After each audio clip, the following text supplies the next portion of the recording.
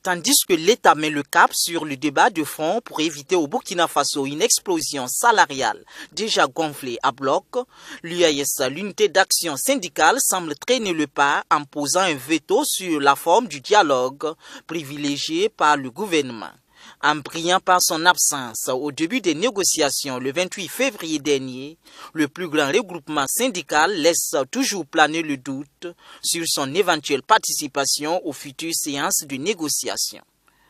Les syndicats ont estimé que la rencontre telle que présentée devait être discutée entre l'employeur, qui est le gouvernement, et les employés représentés par les syndicats.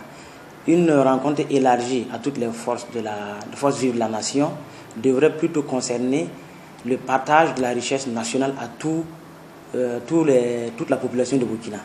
Le deuxième grief, c'est que le chronogramme de la rencontre tel que présenté ne donnait pas beaucoup de détails quant à son contenu et un certain nombre d'informations.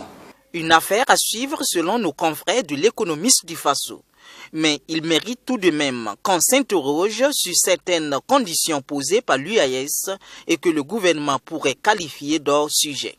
Il s'agit notamment de la non-tenue du dialogue gouvernement-syndicat en 2017 et l'affaire de l'audience non obtenue avec le Premier ministre en début décembre 2017. Je pense que le gouvernement s'est laissé quand même avoir dans cette affaire.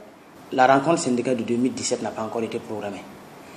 Je pense que le gouvernement aussi se refuge derrière un certain nombre de faits, c'est-à-dire les différentes grèves qui ont eu lieu dans l'administration publique, les différents protocoles signés, mais quand même l'UAS représente un certain nombre de syndicats et la plupart des préoccupations posées dans la plateforme revendicative déposée le 1er mai ne concernent pas seulement que les salaires. Il y a des aspects d'éducation, des aspects de santé, des aspects de gouvernance, etc., etc. Donc le gouvernement aurait dû programmer cette rencontre bien avant la remise à plat des salaires. Parce que peut-être au cours de cette rencontre, le problème aurait pu être posé. Mais il faut dire qu'entre les deux parties, il y a de la suspicion. Le gouvernement suspecte les syndicats suspectent le gouvernement, mais il appartient au gouvernement de mettre en place le cadre et de créer les conditions favorables pour cette rencontre-là. C'est vraiment déplorable que le gouvernement ait proposé un document sans ces éléments, les résultats attendus, le chronogramme, etc., etc. Parce que quand même, ça ressemble à quelque chose de précipité. Donc ça dénote déjà de la légèreté avec laquelle la rencontre est préparée. Et là, il faut vraiment donner raison aux syndicats parce que le pays quand même regorge de compétences pour préparer très bien une telle rencontre. Un climat de suspicion entre deux partenaires stratégiques. Mais le gouvernement possède-t-il le pouvoir d'agir seul et de trancher sur cette question qui y va de la planification de l'économie nationale? Le gouvernement peut à tout moment mener une réforme.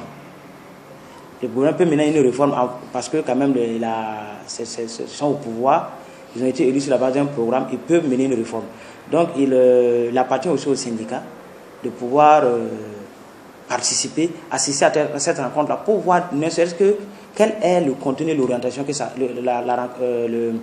la rencontre propose et aussi quitte à être d'accord ou ne pas être d'accord parce que la politique de la chaise vide souvent aussi ne paye pas.